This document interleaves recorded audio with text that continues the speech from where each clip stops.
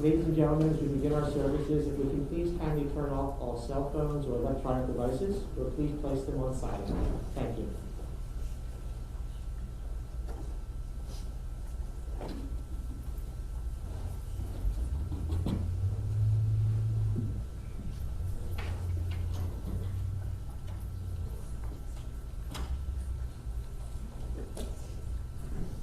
Friends, just a moment ago we tore the ribbons, which symbolize the torn heart that we have inside because of Blanche's passing. We said the blessing, Baruch Dayan HaEmet, blessed be the judge of truth, which is an affirmation of faith in God and of the goodness of life, despite the sadness we feel today because of Blanche having passed away. We're going to begin the service today with a selection from the book of Psalms. Psalm 121 is a prayer in which we ask God to guard our soul in our going out and in our coming in. And we recited today as a prayer that God will guard Blanche's soul now that she has gone out of our presence and come into God's eternal presence. I'm going to chant a few of the original verses in Hebrew, and then I'll read a version of the psalm in English. Shir lamalot, esahenai eleharim, me'ayin yavo ezri. Ezri mehim Adonai, oseh shamayim v'aretz, al yitein lamot raglecha, al yanum shomrecha, hine lo yanum ve'lo yishan, shomer Yisrael. I will lift up mine eyes unto the mountains. Where will my help come from? My help comes from the Lord, creator of heaven and earth. God will not suffer your foot to be moved. Your guardian will never slumber. Behold, the guardian of Israel neither slumbers nor sleeps. The Lord will be your protector. The Lord will be your guardian at your right hand. The sun will not smite you by day, nor the moon by night. The Lord will keep you from all evil and preserve your soul. The Lord will guard your going out and your coming in from this time forth and forever. The 23rd Psalm of David expresses our conviction that even when we walk through the valley of the shadow of death, as we do today, we are never alone, that God is always with us and gives us support, strength, and courage equal to our needs. So if you are familiar with the words of the 23rd Psalm, I invite you to join me in reciting it. The Lord is my shepherd, I shall not want. He maketh me to lie down in green pastures. He leadeth me beside the still waters. He restoreth my soul. He guideth me in straight paths for his name's sake. Yea, though I walk through the valley of the shadow of death, I will fear no evil, for thou art with me. Thy rod and thy staff, they comfort me. Thou preparest a table before me in the presence of mine enemies. Thou hast anointed my head with oil, my cup runneth over. Surely goodness and mercy shall follow me all the days of my life, and I shall dwell in the house of the Lord forever. Many of you are familiar with the poem Eshet Chayil, a woman of valor, that is found in the 31st chapter of the book of Proverbs. It celebrates a good woman for her character, for her devotion to her family, for her dedication to the community, and for the perseverance and optimism with which she greets every day. At the end of the poem, Scripture says, Kamu baneha vayashruha. Her children are first to call her blessed, saying, many women have been valorous, but thou excellest them all. And so it is in that spirit that Blanche's children and grandchildren are going to be the first to share with us today their love, their admiration, and how blessed they feel that she was their mother and grandmother. The first set of speakers who are going to come up is Lydia's family, Lydia and Rich, and their children, Amanda and Jake.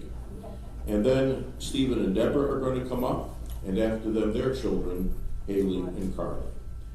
So we'll have Lydia and Rich and their family come on up first.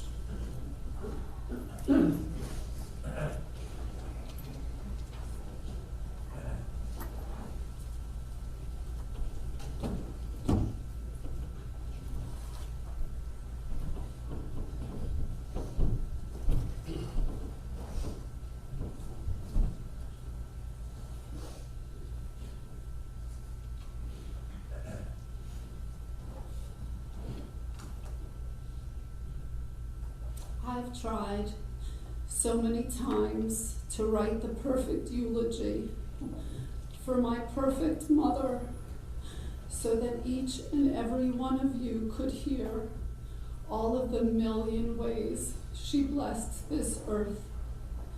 But I felt each time I had fallen short because there are just not enough words and not enough time to adequately express what she meant to me and everyone she touched during her life and what she means to me now. But I'm going to try. Thank you for indulging me, and get comfortable. Since I was 12 years old, I have thought about this day, for that was the age that I became abundantly aware that my mother was special. She was kinder, more giving, more patient, smarter, funnier, warmer than the rest of the adults I knew at that age. Whomever she was with was smiling or laughing or learning. She was surrounded by people who simply loved her. And she was my best friend at 12, 24, 38, 58, this week. Always my best friend. And I worried that someday she would leave me and I would not be able to go on. But I'm her daughter, and I know I will. I stand before you today as the luckiest daughter in the world, because as I said, I was blessed with the most perfect mother. I am utterly heartbroken. If you know me, you know that's true. Anyone who has spent 5 minutes with either one of us knows how close we were and how our love just radiated between us. We didn't even have to speak to know what the other was thinking. We were one. The highest compliment I could ever receive from anyone was that I was so much like my mom. Before she was my mom, she was a little girl born in Newark, New Jersey, daughter to Lydia and Herman Rothstein. She was their second child and 13 years younger than their first, my Uncle Jerry, who she adored. My mom's parents were older than her friend's parents, and because of this, they treated her more like their grandchild than their daughter. They absolutely cherished her and provided her with a beautiful life. They always wanted to have her have better than they had for themselves. I believe in that way, my mom learned how wonderful it was to be put first, to be the most important person to someone, and boy, did she pay it forward. My mother was brilliant. She was the valedictorian of her high school class, graduating in 3 years from one of the top high schools in the state. She had the ability to retain information and to have ample space for anything new.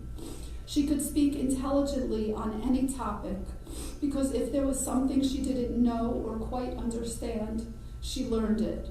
She had an insatiable appetite for knowledge. And if she was here, she would say, and an insatiable appetite for food. She knew the name of every plant, every flower, every shrub, in every house she lived in. Current events, history, she could talk for hours, always with such detail and accuracy and animation. She was accomplished, spending so much of her time making handmade things like needlepoint pillows and sweaters, even learning the hardest knitting stitch well into her 60s. There was never a mistake on anything she made. Everything she made was perfect. And she loved to share her knowledge and her skills, teaching all of us how to knit, how to cook, how to play the piano, always the teacher. Her vocabulary was expansive, but she wasn't just brilliant, she was wise, offering such valuable guidance and advice. You knew that in her you were always getting the thoughtful answer or solution you needed. She was also an avid reader. Oh, did she love her books? She must have read at least 2 books a week for as long as I can remember. Every year, for every occasion, she would ask us for Barnes & Noble gift cards. That's all she ever wanted. She had her favorite authors, many of whom she would see on book tours, but welcomed new authors into her library. Not only did she read their books, but once she got a computer, well into her 60s, she often emailed them, and many responded, appreciating her perceptive and pointed reviews and questions. She shared this love of reading with her family. We spent a lot of time together discussing the books that we read, and when she was through, she got such pleasure out of donating her books to local libraries, even just this week agreeing to give the new ones to Holocaust survivors, and always gave them to friends. Each read book was properly placed in her 3-sectioned bin in the trunk or back of her hatchback, ready for delivery. Everything my mother did was great. The only thing I can remember her not doing well was ice skating. She tried so hard to be athletic, and every Sunday we would go as children. My brother would play hockey and I would figure skate, and my dad skated too. And she secretly, for a year, took lessons. And when it came time for her to get on the ice, she forgot to take the rubbers off of the blades, and she took one nice glide and landed on her behind, and that was the end of that. When we were growing up, she ran her home like a well-oiled machine. And when she came to live with us 5 years ago, she ran our house that way as well. We let her. She was organized and efficient. She never lost anything because there was a place for everything, and as soon as she used it, it was put right back. Her mind just worked that way. This may sound like we had a sterile or strict or cold home, but our house was anything but that. She filled it with all of her handmade Afghans and pillows, beautiful wall hangings, art, and trinkets that she personally collected on family trips we took. She did not need a decorator because she had an eye for beauty and a story to tell about each item in every room. And messes in the house were fine.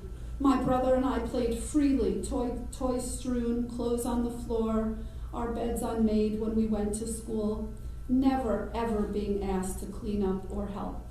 We never made a bed because according to my mother, childhood was a time to focus on school and fun and friends and to just be happy. And according to her, we would have plenty of time to do the serious things like caring for our homes, and she knew we would. And so we would go to bed with our rooms a disaster, and by the time we woke up, everything was back just where it belonged.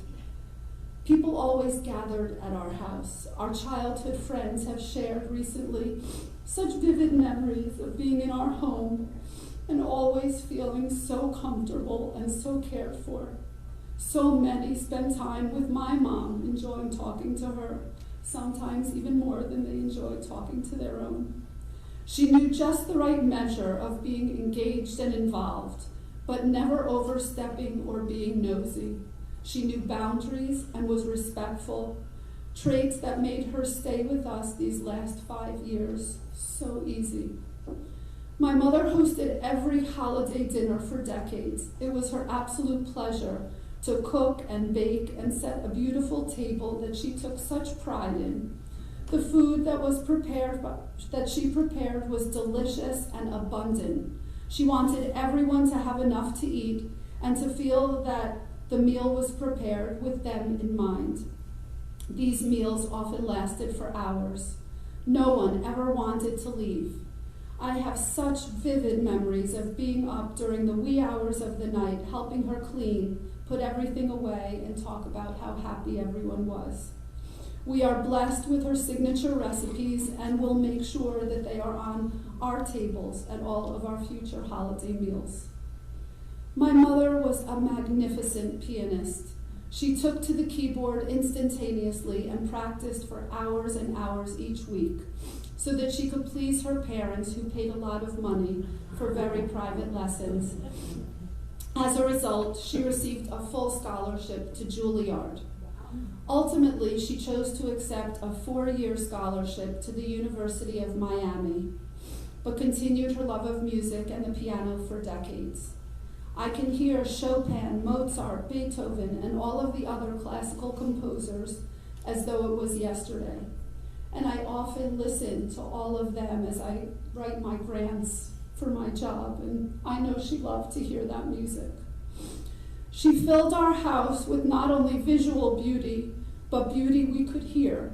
She played the piano for every one of our elementary school plays and continued to play for classes long after we moved on to middle school.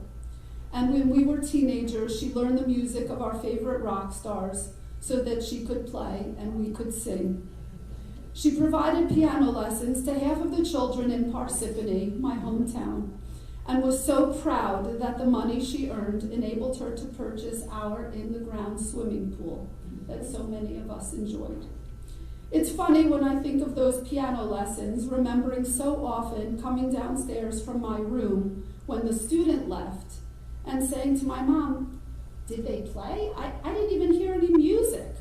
And she would say to me, "That's because this student needed to talk about the trouble she was having at home." You see, my mother was also equally capable of counseling her piano students and making them feel so much better than they did when they arrived. And she always told the parents it was a perfect lesson and they knew everything. My mom was loved by everyone who met her. She made a point of learning about people's families, their jobs, their lives. It started with our friends. It continued as our friends got older, coming back to the house after college, and they all came. And then with her grandchildren, my mother knew every roommate and every friend that they had. She spoke to them, FaceTimed with them. She was welcomed into any conversation because she could relate to people of all ages, finding topics that all could enjoy. And she was so brave and strong and overcame so much adversity in her life. She grew up in a house that for many years was on edge. This was because her beloved brother Jerry was in the Navy fighting in World War II. In fact, she often told us the story of how during that time, no one was allowed to use the front door of their home, because that was the door that the military chaplains would knock on if anything ever happened to her beloved Jerry. My mom also lost her mother, Lydia, when she was 24 years old and 3 years after she married my father. This was a devastating loss and one she talked about all her life. But instead of wallowing in her sadness, she chose to fill the gaping hole in her heart with a new love, a new Lydia, me, directing all of the love that she had for her father to me. Heartache continued for my mom, though you would never have seen it. Many of you won't even know, but my father struggled with mental illness. He was often volatile, with emotional highs and lows, and he had a fierce temper, the complete opposite of my mom. And yet if you asked me or Stephen, my brother, what type of household we grew up in, we would honestly tell you it was a house of love and warmth and stability, because Mom ruled the roost. She set the tone for how a household should be. She never lost her temper and shielded us from his mood swings and his anger. The ultimate protector. She was never not there for us. And she helped us with everything. We were her number one priority, and she again offered just the right balance of guiding, not directing or insisting. She often helped us with our homework, especially when we had to write. I have such vivid memories of both me and my brother sitting next to her on the floor or the toilet as she took her evening baths, getting the help we needed on our homework, knowing we had a captive audience. Her ability to engage and truly care for people did not stop with her family or friends. Once she became adept with social media, she was soon intrigued and interested in the lives of the people she saw on television. Not a stalkerish or teen idol kind of way. No, it was just that she figured she spent so much time with them. She might as well know what they were doing when they were off camera. This included her beloved Today Show staff like Savannah Guthrie, Dylan Dreyer, and Hoda. And they were known to her by their first name. It also included the full roster of the MSNBC TV journalists like Nicole Wallace and Stephanie Rule, and actors who were on the shows that she loved. She thoroughly enjoyed sharing their lives, often coming into our room and asking me if I knew that Savannah's daughter was starting at a new school with Jenna Bush's children. This simple knowledge made her happy. So many things made her happy. But nothing, absolutely nothing more than her family. And we all felt it every single minute that we shared with her. Whether we were in the same room, in the same house, or in a distant place. She knew everything about us. She knew our favorite foods, our friends' names, when we were going to doctor's appointments, when our children's report cards were coming in. She never stopped being interested and never stopped celebrating our willingness to share all of that with her. Every text that we sent her, every phone call that we made to her, every visit that we had with her, it was like you were literally handing her $1 million each and every time. And we felt that way about her. My children, Amanda and Jake, never had to be reminded to call their grandmother. They did it on their own and often. They each had a special and indelible bond with her. This was because she had so much love to give and because she always met people where they were. She used to say when she lived in Parsippany, we should tell her as soon as possible when we knew what exact day we were coming to visit. This was because she said it was a 2-week deal. And at first I was confused and said, Mom, we're not staying 2 weeks. And she said, no, I know. It's the week before you're coming. I'm so excited, buying and making all the food you like and telling everyone I know that you will be there. And then you're there, and of course I'm happy. And then the week after you leave, I just replay every moment in my mind, every detail, telling all of my friends about your visit. Many times those friends would stop by, but we were certain that my mom invited them, just so that she could show us all off. It took so little to make her happy. Mom always had to have our trip itineraries, even as adults, our flight number and hotel information. Before every flight, we received the text, safe flight, and upon landing, we knew she had already checked the internet to see that we landed, but we texted her anyway. Every time we left the house, she would follow us to the driveway, to the car, in our seat, yelling, "Watch how you go," and waving until she could see us no more. Anyone who came to the house and left was told to watch how they went. She worried. She worried about people she loved. And she was so funny. For those of you who might remember, she was an avid Howard Stern listener. She loved dirty jokes and cursing, and she often said funny things that made the rest of us laugh. We loved to laugh. During COVID, when my children moved back from New York City, they lived with us for many months. Amanda and I would stay up late with my mom, often in the kitchen. Each one of us, and I'm so embarrassed to say this publicly, but each one of us peed in our pants so many times because she was just so funny. My mom was cool, but not too cool to forget her age or what was appropriate. She was stylish and current, rocking camouflage and tie-dye to her chemo appointments. On Twitter, she would make her political affiliations very clear. She was kicked off of Twitter for 3 days.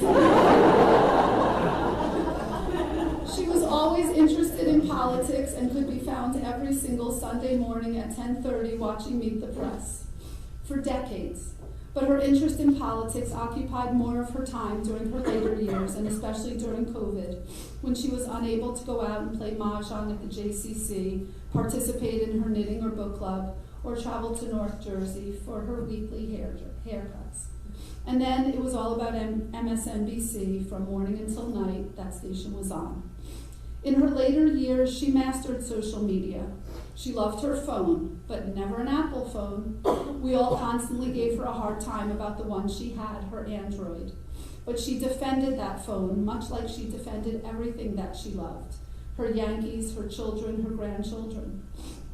Her regimented schedule was not just limited to her 10:30 Sunday Meet the Press. Every day, we knew where she was. We knew that Friday was beauty parlor day, Monday, Tuesday, and Thursday was mahjong, every other Wednesday manicure, out early in the morning and home by 3 so that she could have dinner ready, early cleanup, and in front of the TV by 8 to watch her shows. And she watched the best shows. One of her favorite shows was Everybody Loves Raymond. In the last months of her life in particular, this show made her happy, and she knew that if she fell asleep while watching, she could wake up and pick right up where she left. She knew every line and every joke. One of the special gifts my children gave her was a cameo video with one of the main characters, Brad Garrett, who played Robert. You might have seen it on Facebook. He left Blanche a 5-minute personal message encouraging her to fight the good fight. This show saved her. It was an easy distraction, and as I said, she could fall asleep and already know the storylines. My mother had her things, and there were many. Getting back to my Uncle Jerry, because they were 13 years apart, there were few things they could share. One was their love of baseball, and in particular, the New York Yankees. This team became a constant in her life, and her love for them was contagious. As a child, we always knew whether the Yankees won or lost, depending upon which way her handmade Yankee teddy bear was facing. If he was facing the room, the Yankees won. If he was facing the corner, the Yankees lost. Through the years, and as an adult watching my mom through baseball season, it didn't take but a minute to see how the Yankees were doing. It was written all over her face. And she loved the Yankees almost like a child. They were perfect, every one of them. No long hair, no facial hair, no visible tattoos. Looking back, the games provided her with entertainment, distraction, activity, and purpose, and an opportunity to impress the boys with the knowledge she had. One of my favorite memories was taking her to spring training just before COVID. Another thing about my mom was her preparedness. She always picked out her clothing the night before and lined up anything she needed for the next day right in front of the front door so she wouldn't forget them and so she wouldn't be nervous. Her pocketbook, mahjong set, book, whatever she needed the next day was right there waiting for her. In fact, she picked out the outfit she's wearing today. In fact, on the last evening of her life, she picked out that outfit, folded in a corner of her dresser, her sparkling white sneakers lined up on the floor, ready to be put on for the coming day. Sadly, it was not to be. Her clothes always matched, right down to the underpants and socks. And not just the clothes she wore during the day, no, it was her pajamas too. If it was pink pajamas, it was pink underpants and pink socks. These outfits she called bundles, and they were properly stacked in her closet in layers: pajamas, underwear, socks, pajamas, underwear, socks. Here's another funny. A few years ago, as we were getting ready for Jake's college basketball banquet, Rich's mom, Grandmom Joan, who we adored, fainted in our driveway. She was fine, the paramedics came, quickly revived her, and she managed to make it to the banquet that day. But while the paramedics were outside of our house taking care of Joan, my mother walked out the front door and was strutting up and down the sidewalk in front of our house. She loved Joan and was genuinely concerned.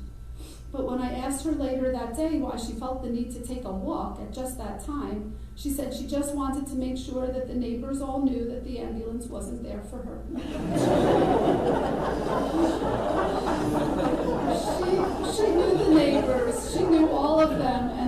loved her. She sat on our front porch and watched each of them walk by, exercising or with their children or dogs. And she was so proud of our house and made sure to tell us how many people passed it, saying how beautiful it was. That came from her. Make things beautiful with flowers, art, music, and color. Speaking of pride, she was so proud of all of us, always. Rich, she read every one of your boring tax articles. And she relished in your legal success.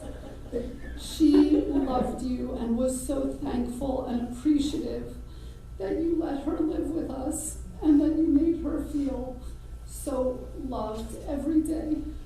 And she loved your funny hats and how you came down to make her laugh. Amanda, your heart. She was so proud of your heart and your ability to listen. She was proud of your accomplishments at work and your recent promotions. She loved you with all of her being and loved hearing you say, "My nanny love." Jake, your Wharton degree and basketball skills made her so proud. But she was most especially proud of your gentleness, your tenderness, and your empathy, and the fact that you called her all the time. I guess in some ways she was a little sexist, expecting it from the girl and not so much from the boy. But boy, did you deliver. And she loved your humility. I hope you all realize just how much you added to her life. And Haley and Carly, I can't forget you. She shared with me everything about you. Every picture, every text, every letter, everything. And Deb, she knew you for so long. And you were a daughter to her, never, ever fighting with your mother-in-law. For the past 5 years, my mom has lived with us. It was an annual wish of mine that at every birthday, beginning about the time I was 25, I wished for good health for everyone I loved. And I said, please God, let me live near my mom so that I could see her every week. Thankfully, this wish came true. And not only did I see her every week, I could see her every hour because she was only a short 25 feet away in the bedroom down the hall. This was her most precious gift to me. And I know it was my most precious gift to her because we simply could not get enough of each other. I never fought with her ever, and I never got sick of her, and she was never a bother. She was beautiful in every way.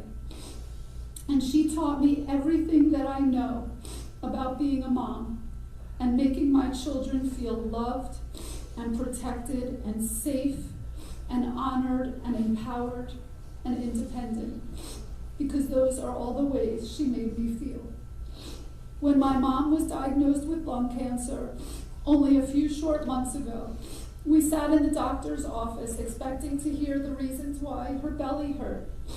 Instead, we got the devastating news that the 30-plus years of cigarette smoking had finally caught up with her. She had stopped smoking when Amanda was born 28 years ago, but unfortunately, in keeping up with the cool kids at 19, smoking became a habit of hers.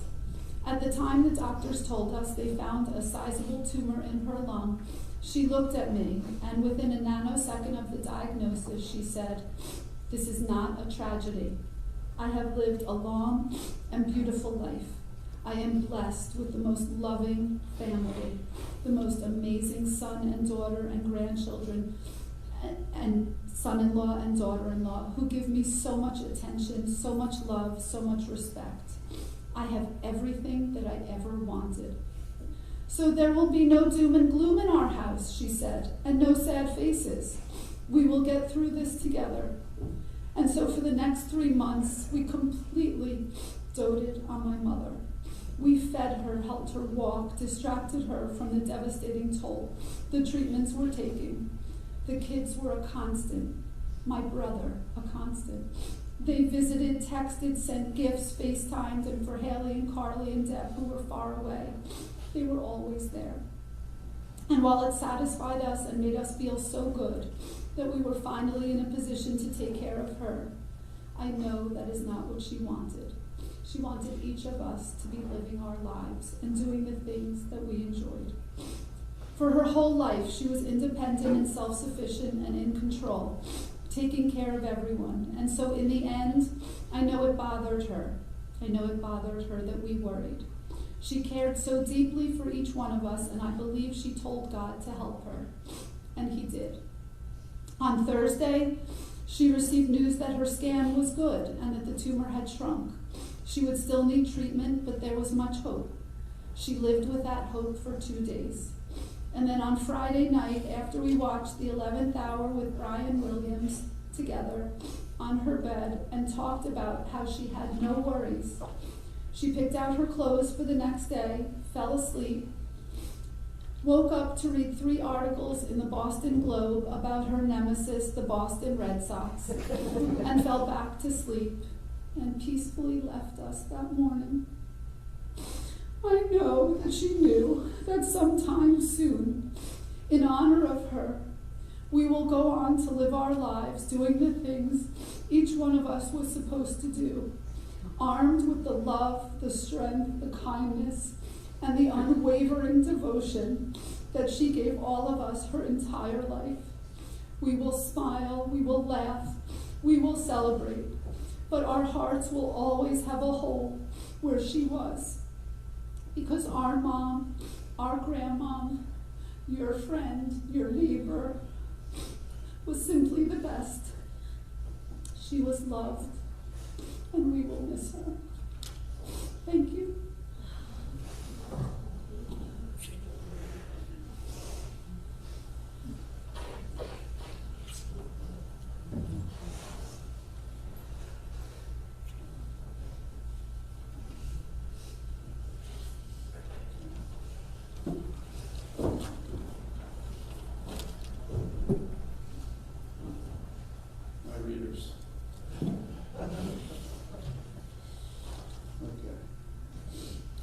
First of all, Lydia, that was so beautiful.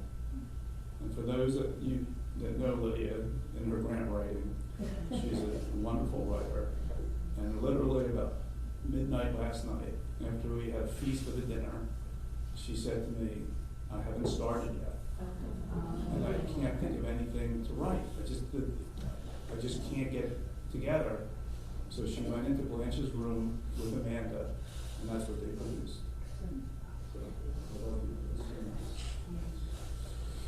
We are here today to celebrate Blanche's life. She was an amazing mother, grandmother, aunt, wife, friend, and person. I had a very special relationship with Blanche. I remember meeting her for the first time when Lydia and I started dating for freshman year in college. I see Peter and Denise back there. Peter remembers that. And she welcomed me into her family. She was one of the most caring and thoughtful people I know. She would do anything for her family. Blanche will be deeply missed. This is a sad day, but I'm going to talk about happy and funny things, because that is what Blanche would want. Blanche loved hearing about everything her kids and grandchildren were doing and loved attending their activities, from JCC basketball games to Amanda's tennis to Jake's basketball. She traveled to home and away games, and in the last few years, after Jake finished playing basketball at Penn, she even showed interest in federal tax law. But it was just Blanche, Lydia, and me. Blanche loved humor. She would make a point of telling me that my jokes put a smile on her face, so I thought I would tell a couple funny stories. 19 Cameo Drive was a very happy place for Blanche, and we loved that she was comfortable and happy living with us. When Blanche moved to our house, I wasn't sure what to expect.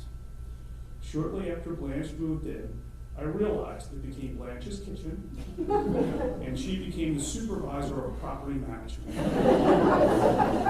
In particular, controlling the flowers, the landscaping, and of course, the entire kitchen. As most of you know, Blanche loved cooking, especially for holiday meals. Lee and I would always laugh when she started weeks or months before the holiday dinner.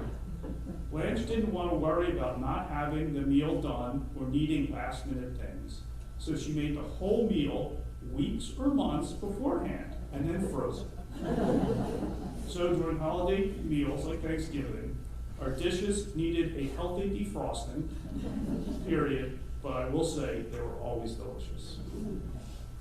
I remember one day when I was coming home from work, Blanche was outside in front of our house talking to the landscaper, who we used for years. I couldn't imagine what they were talking about. So when I got into the house, I asked Blanche what was going on with the landscaper outside. She told me they weren't cutting the lawn low enough, and that she definitely didn't want mulch put down until late May, because it just wouldn't look good if it was done before the end of May. So needless to say, A&L Landscaping didn't know it hit me. Blanche, our house will not be the same without you. You were a loving person, and you were loved by so many. Your relationship to your children, including me, and your grandchildren, was so special. Spending time with you at our house the past 5 years was a gift to our family. We will all miss you so much. I love you. Rest in peace.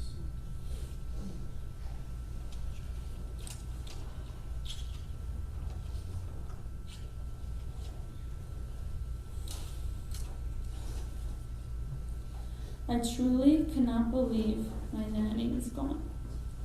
I can't believe I'm up here and trying to sum up in a few minutes everything I love about my Nana and everything that she's meant to me. While it may seem very weird, my Nana and I have been preparing for this moment for a very long time. As most of you know, my Nana was so beyond funny, and she knew she was. So whenever she would think of a clever line or something she knew made me crack up, she would always say, "Write that down," so that I didn't forget it when I was giving the speech. So Nanny, here it is, and I'll really try not to forget anything. On our last phone conversation was this past Thursday, when we learned that her tumor had shrunk. It was the best day, and we were so relieved. It was also the day that my cousin Haley's school newspaper article that she wrote came out, titled "A Letter to My Grandmother," which explains all of Haley's favorite memories of being at my Nana's house growing up, being taken to medieval times, Benihana, among many other things. So when I called her, we celebrated the good news, but we also spoke about the article and how I had the same amazing memories too. She said, "That makes me so happy that you feel that way and that you will remember them and tell your children about them." I promise we will. We will tell them about everything. The smell of her house, her beautiful garden, her kitchen that we always baked in, her grandfather clock that rang every hour that gave me such comfort, watching her play the piano, watching movies with her, going to the subway to get our hair done, mahjong with the ladies, all of her needle points and knittings, her Yiddish words that she would teach us, how her jammies would always have to match her socks, which had to match her undies. I could go on for hours. And her Yankees. She just loved her Yankees. It's funny though, because she hardly ever actually watched the game. It made her too nervous, and she was superstitious. So she would just check the score on her phone, but she knew about every player, every bit of trivia. She would just text so many guys about the game. She even became a Mets fan. Dan loves the Mets, and you know how hard that is for a Yankees fan to root for the Mets. But she just wanted something to talk about with him.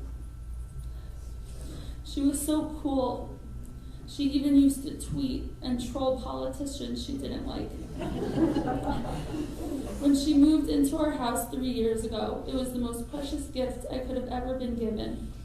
It allowed me to spend such valuable time with her that I will cherish for the rest of my life. When I lived at home through the first year of COVID, I got to spend every day with her. I got to see her hair grow to the point that she could put it in 2 little ponytails, which everyone knows has never been a thing. Then I was there for the monumental switch from her being a redhead to a silver fox. Hair was a thing for her, so this was major. I remember how beautiful she looked when she got home from the beauty parlor, and how I couldn't stop looking at her. I loved when we used to share jewelry, and when she would leave me notes and ask if what she borrowed was a little all right. And when she used to teach me Yiddish words and phrases. The most recent was when she wanted to take a nap. She would tell me she was just going to hop a drimmel. This is something that her father used to say. My favorite place in our house is and was right on the floor next to her bed. I just always wanted to be near her. And she was the first place I went when I came home. I just went right up to her room. And I would spend hours and hours there. My friends would always say, "Amanda, you never respond to my texts when you're home." Well, that's because I was planted on her floor, talking to her for all that time. For over the last 5 years, we talked every single day. She used to send me the most amazing Bitmojis that I couldn't believe an 83-year-old could send. And even within the last few months, we even figured out how to FaceTime. For her 80th birthday, I made her a book of 80 reasons to love her. As you can see, through what everyone has said, there are just so many reasons.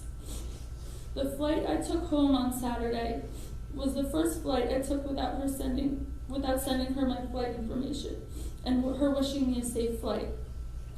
I miss her so much, and my heart is broken. I will miss her with every ounce of me, but I will remember her with everything I do. She's always with me, and I feel her in my heart. I was so blessed that she was my nanny, and that I got almost 29 amazing years of her, but it doesn't feel like enough. My nanny love, I know you are with your parents and your brother, and that gives me such comfort and peace. But I miss you so much here, but I know I will be seeing you, and I already have.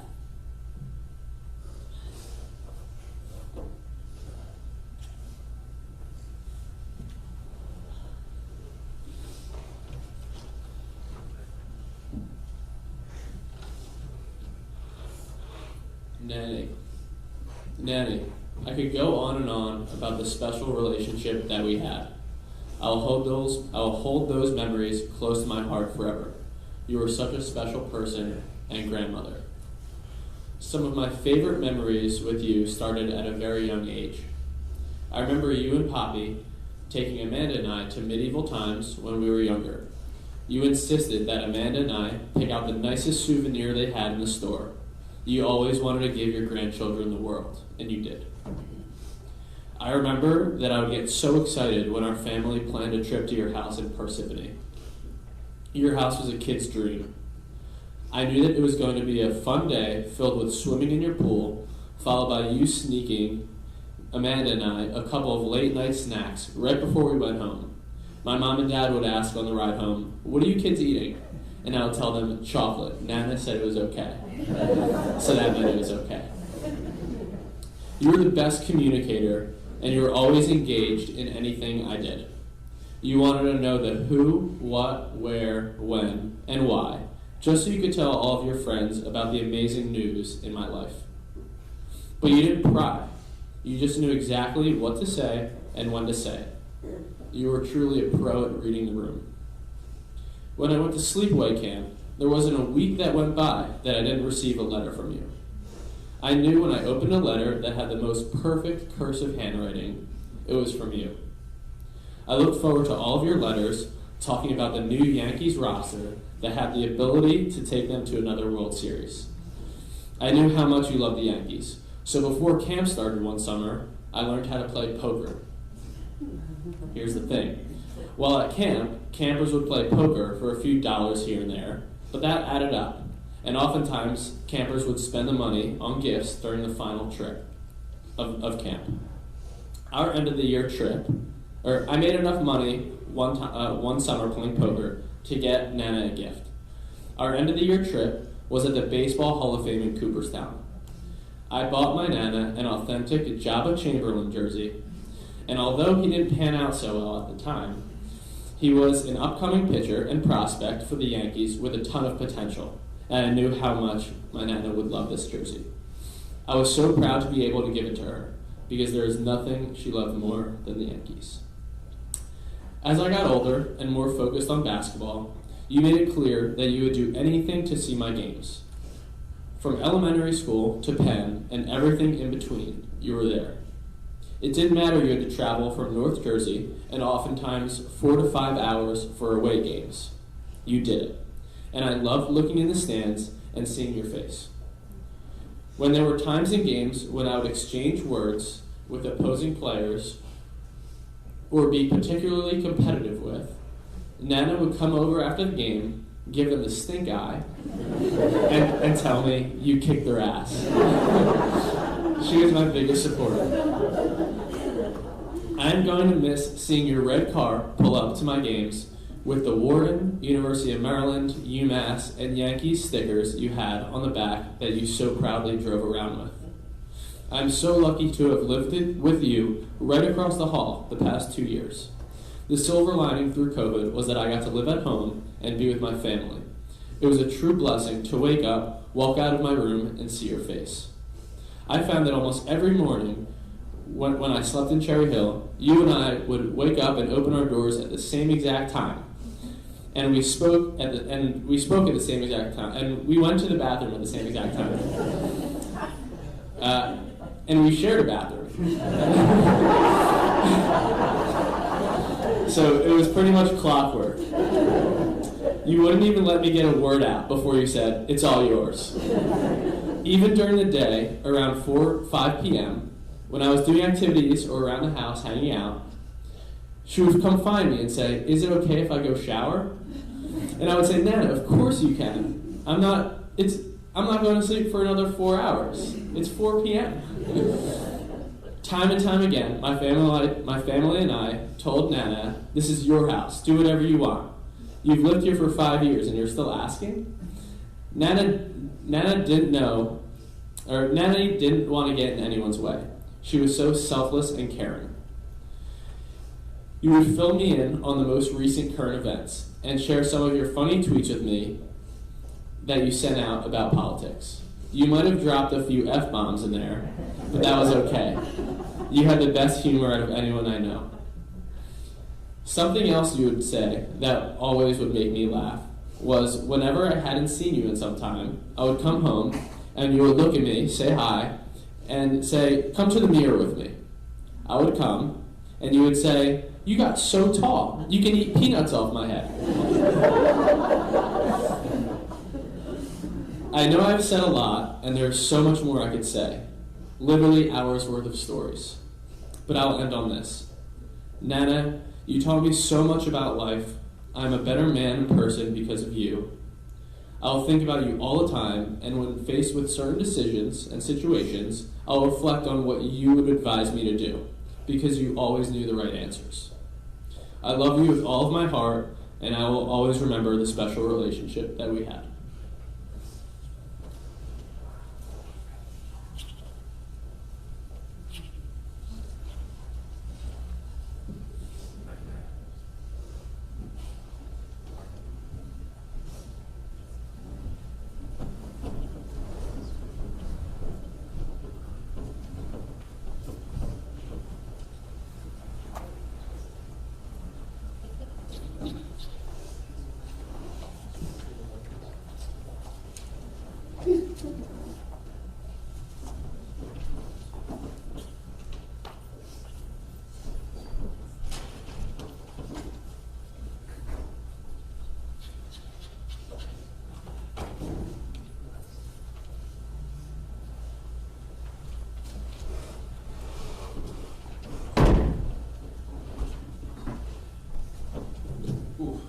should have gone first.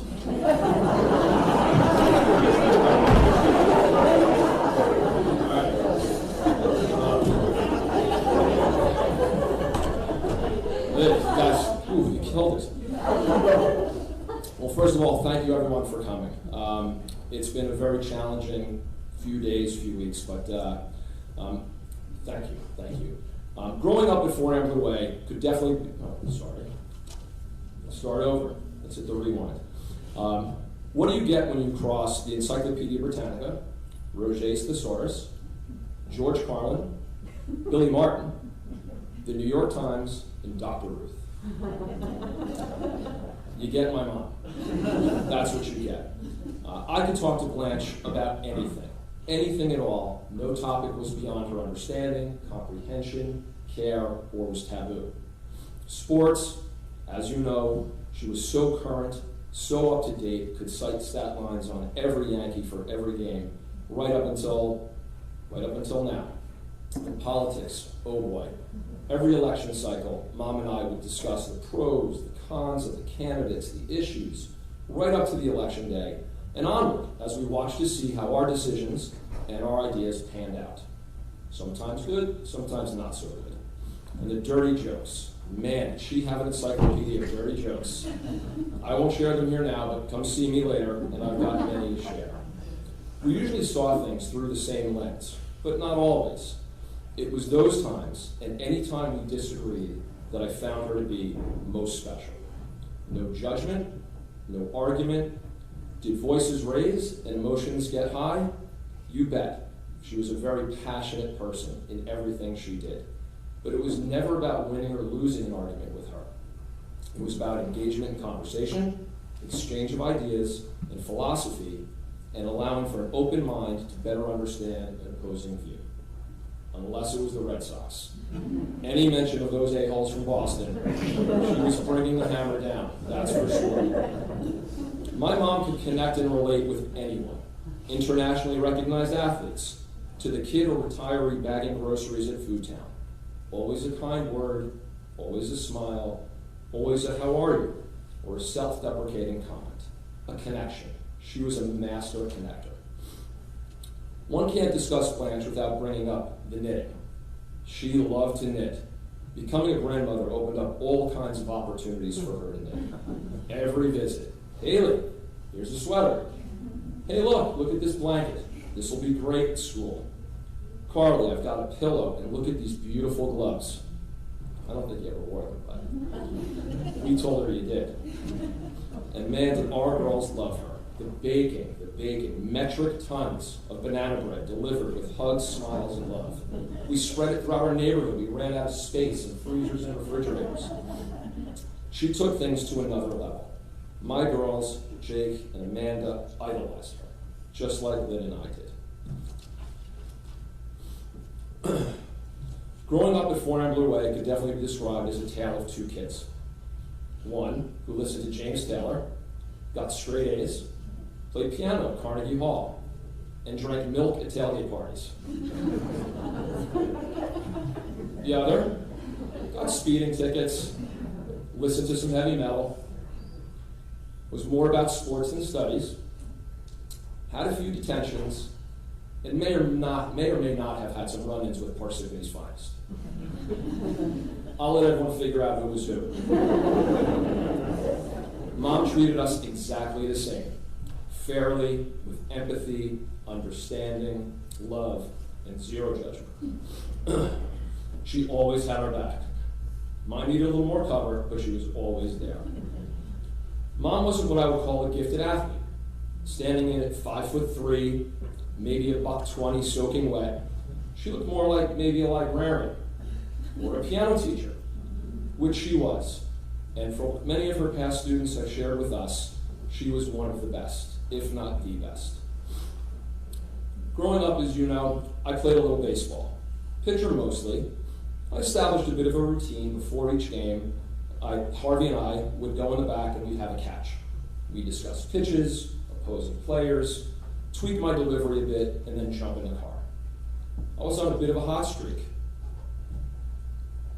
We won a bunch of games in a row, and it was fair to say I was locked into my routine. It just so happened that the day of the next start, my dad would be out of town. Oh, what am I going to do now? I guess no pregame toss. Hell no. Here comes little Blanche, all 5'3" of her, 120 pounds, with a catcher's mitt and an attitude. And she looks at me and she says, "Let's see what you got." That was Mom, the one who secretly took skating lessons so she could lace them up with her hockey-playing son and figure skating daughter. Never afraid to do what she thought needed to be done for others. That was Blanche, putting everything and everyone ahead of herself. There's so many more examples, as everyone has shared, and so much more to say about my mom. I'll leave it at this. Lou Gehrig, upon his retirement, famously said that he considered himself the luckiest guy on the planet. Not a chance. He wasn't Blanche Lakind's son.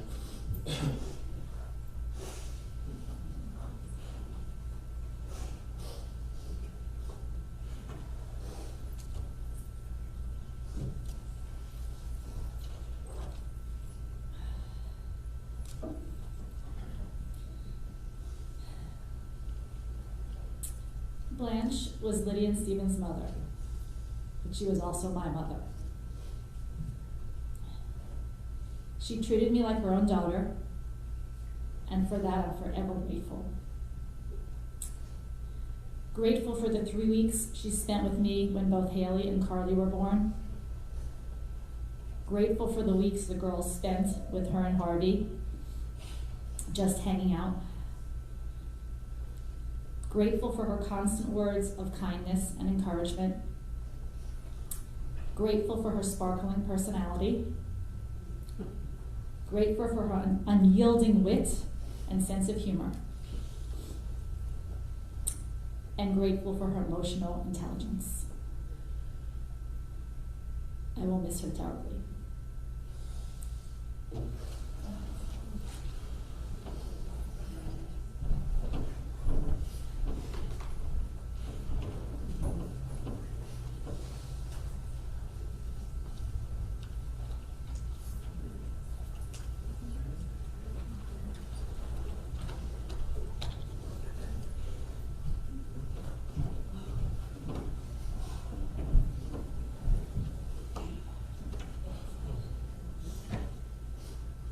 As Amanda mentioned, I was able to write an article for Lima about 2 weeks ago. I had no idea when it was going to be published, but the timing was perfect, and I'm very grateful that she had the opportunity to read it, and that it was able to be shared with the family. It was published in an online newspaper I write for school. So with that being said, Carly and I are going to split everything in. Mima. Ambler Way was a magical place, a house full of childhood memories with the people I loved most. There was nothing I loved more than an entire week at your house over the summer as a child, endless days by the pool laughing and chatting. You would always ask me about school and friends, and would get so invested in what was happening in my life. To this day, that hasn't changed. Despite what you have going on, you always make time for my sister and I to talk our heads off about anything and everything. You inspire me every day with your positivity and courage, staying humble and gracious through the hardest of times. I admire how confident you are in your values, and I have endless respect for your devotion to putting others first in any situation. The word no has never been in your vocabulary, and you constantly look for ways to put a smile on everyone's face.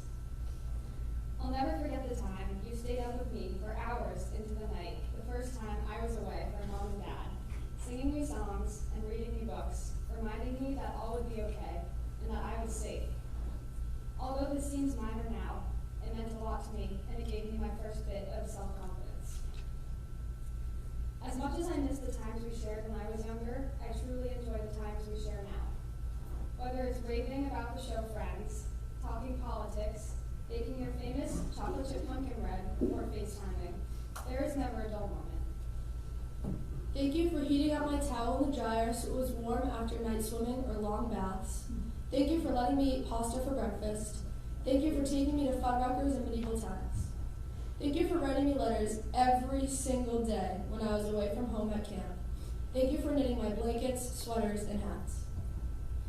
Thank you for keeping my secret when I ate tops of the chocolate chips off of the Thanksgiving cookies. Thank you for coming to my ballet performances and my soccer games, every single one. Thank you for sharing your recipes and your wisdom with me. Most of all, thank you for the endless love and support. To the most stylish 83-year-old I know, we love you.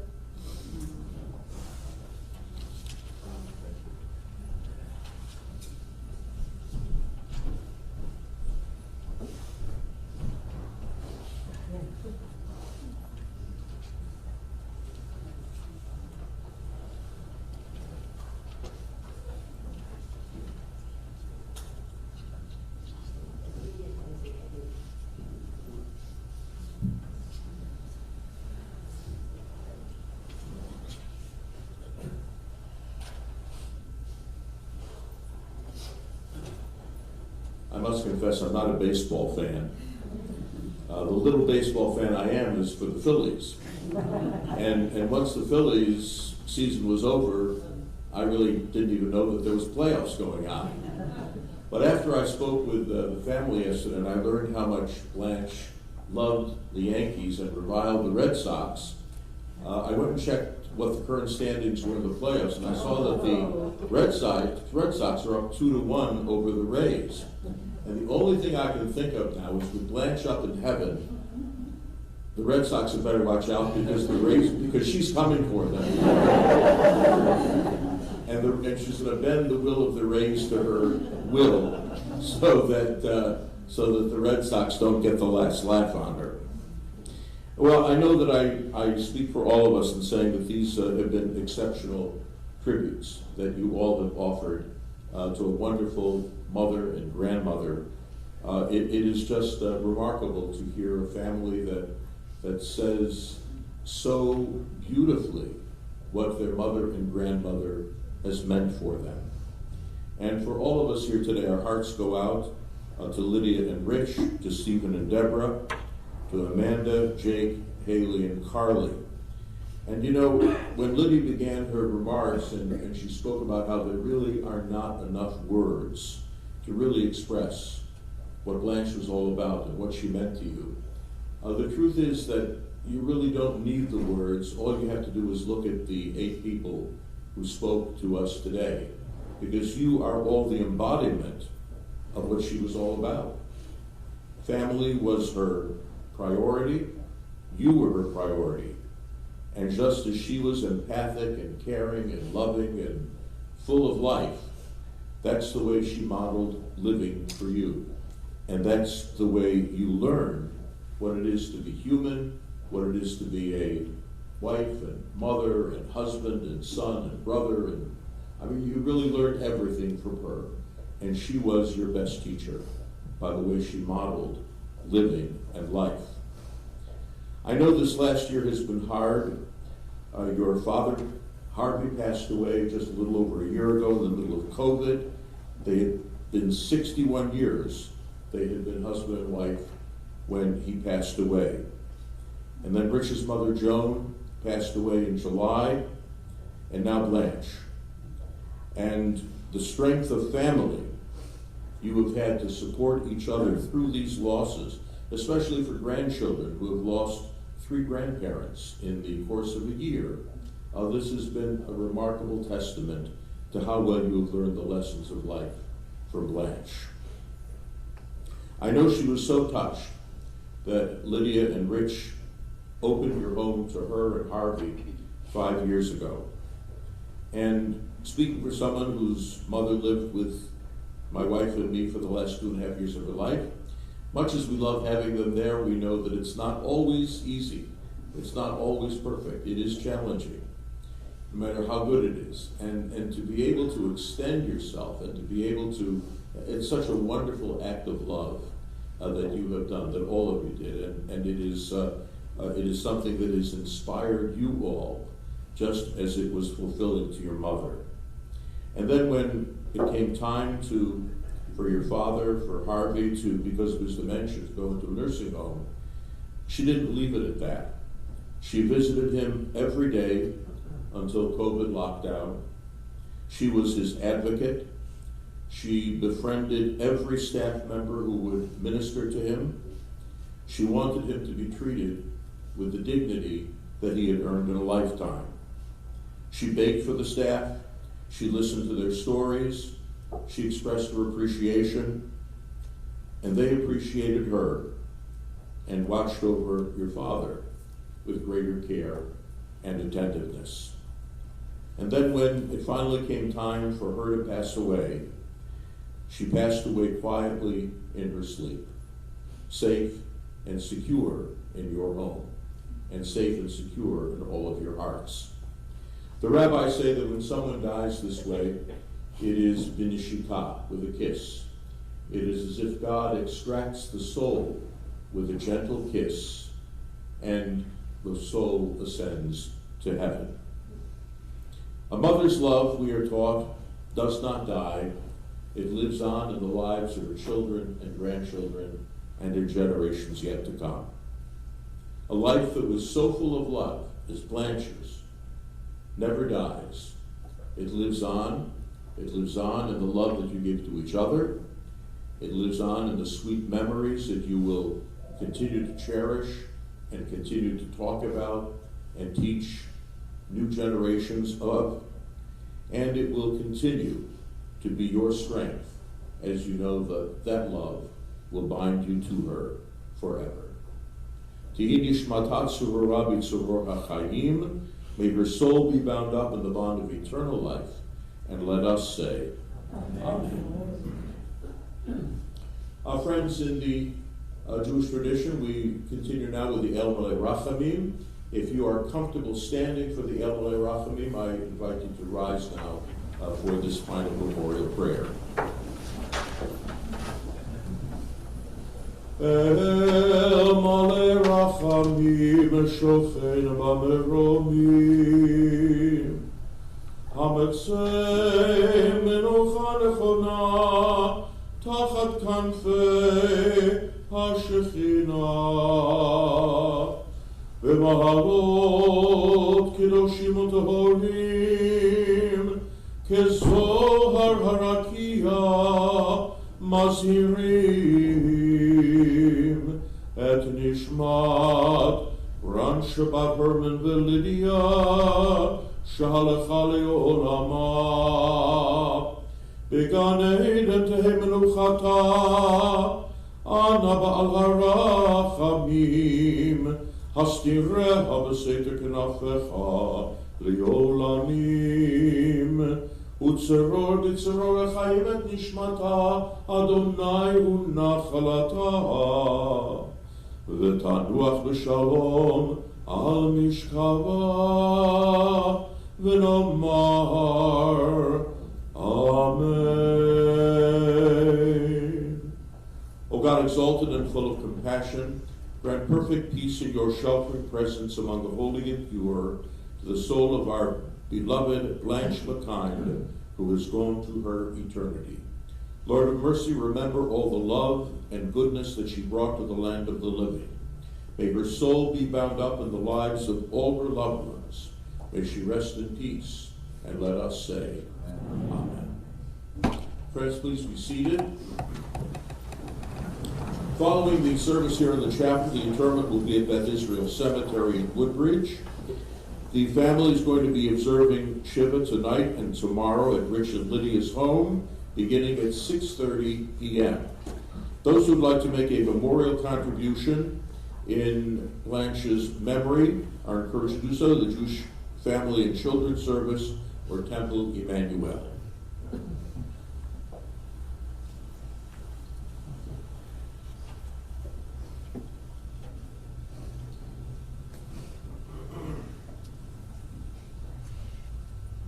Will the pallbearers please step to the center aisle?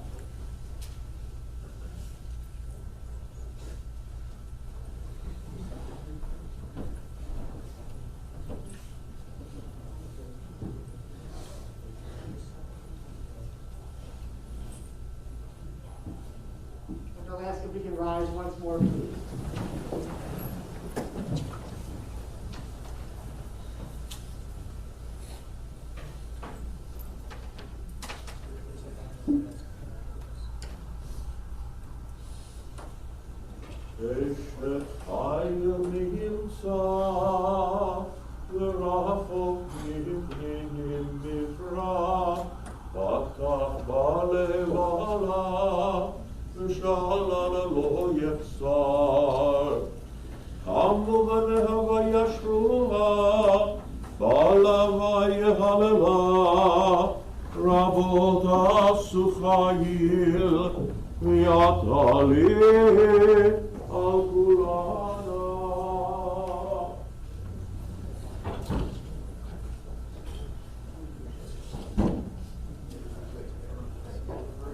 Be seated, please.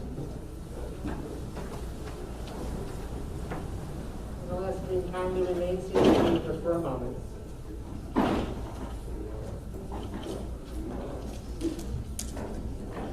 So, these two rows, you can get the head to our cards, please.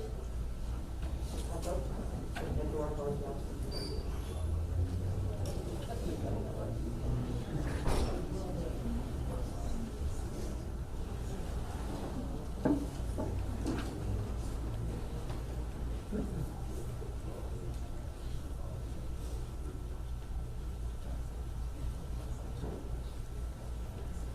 First in this row, please.